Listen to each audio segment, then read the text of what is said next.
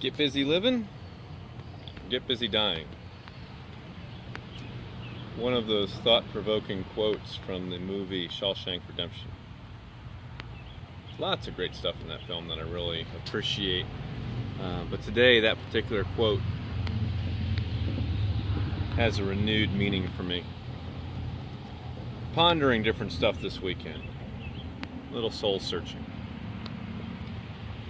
And I'll share with you a little bit from my journey, and maybe that helps you on your journey a little bit. Recently lost my uncle.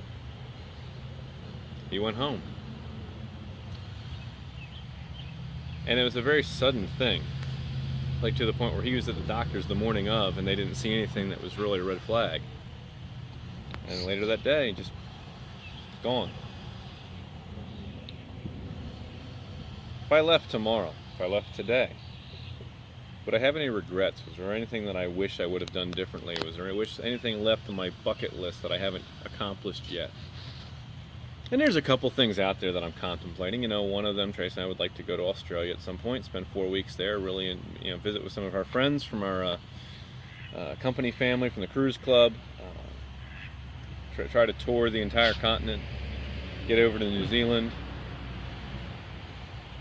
I'd like to do a little bit more backpacking, spend some more time in the Appalachians. Skydiving is on my list of things that I'm considering.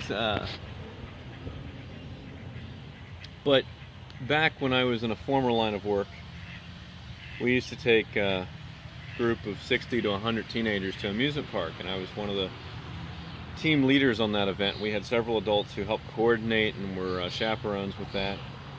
But one of the things when you're the group leader for an event like that is you don't get as much time as maybe you'd like to ride the rides, between making sure everybody gets checked in and then making sure they're all safe at lunch and then getting them rounding up at the end of the day. So you have a couple brief hours to squeeze in some rides in between your responsibilities. So we would cycle through the same 4, 5, 6 amusement parks. And over the course of a couple years of this, we're going back to the place 2 and 3 and 4 different times that I've been, not even counting the stuff that when I was at those parks as a kid, as a teenager.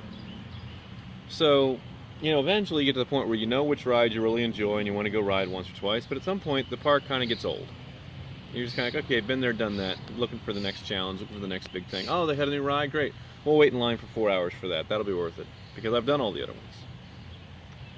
And I was thinking about life a little bit today. So I'm 36. And I'm looking at my life saying, you know what?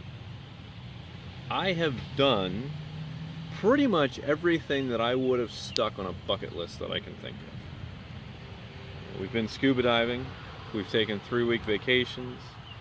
We've done tremendous things with our family. We've involved some awesome charitable stuff.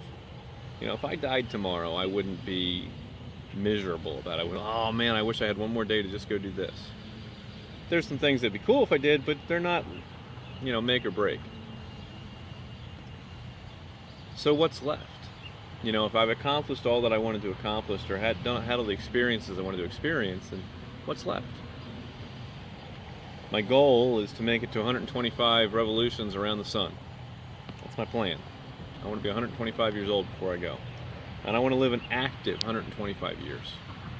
But what am I going to do with the next 89 years if I've already accomplished everything and done everything, and now it's like going back to the amusement park over and over again, saying, kind of been there, done that, what's new this time?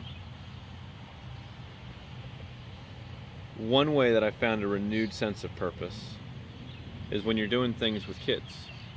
When my cousins, Nathaniel and Marissa, were real little, I had done Walt Disney World in Florida. But when we got to take them around and watch the excitement on their face, that gave it a renewed sense of joy for me. So creating those kind of experiences for our kids is one way. Pastor Greg said last week in church, this quote by Andy Stanley, the most significant thing that you accomplish in your life may not be something that you do, it may be the people that you raise, the people that you mentor. So that was pretty good. You read through Ecclesiastes and the guy goes through and he's kind of figuring out I tried doing this, that, and the other thing, but in the end it all turned out to be meaningless. It all turned out to be like chasing the wind. Have you ever tried to chase the wind? So if everything's become like chasing the wind, what's the point? What is the point of all this? Why do we do what we do? I know for me, my wife and I, we have some very significant philanthropic and charitable activities that we would like to complete. There are some missions that are out in front of us and goals that we'd like to accomplish personally, for us, for our kids, for the teenagers who will come through our home, for the camp that we will eventually one day own and run and operate, to help minister to young people and get them through some of the hard times in life. So that's our driving force. That's what's in me for the next 89 years. Everything else has been accomplished.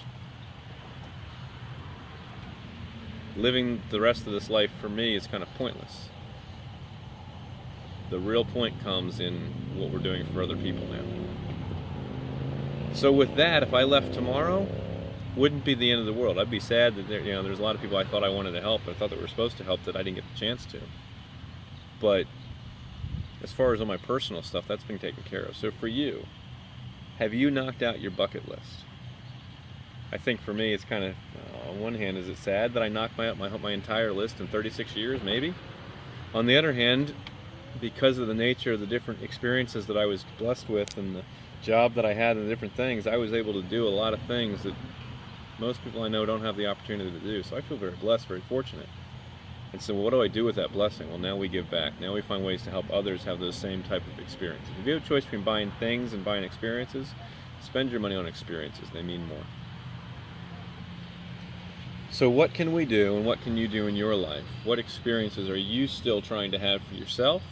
And once you've accomplished all those, what do you want to create for others? Because for me, that's the only thing that really matters in life. Marcus Aurelius from the movie Gladiator. That which we do in life echoes in eternity. The only things that matter is what we do for God and what we do for others. So in your life, what's left that matters? If you left tomorrow, what would your regrets be?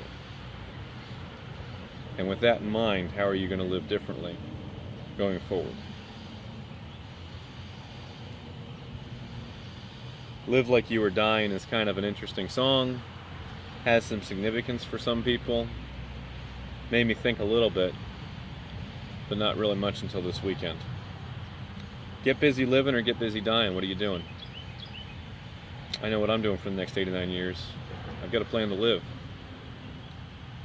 If you want that too, and you want some more information, mentoring, coaching, or information about joining our team, give us a call, 855-21-GOALS. Or check out our weekly podcast and information on our website at www.makelifemoreepic.com. Drew, hanging out Memorial Day weekend in Baltimore, Maryland. Saying dream big. Dream bigger. #MakeLifeMoreEpic.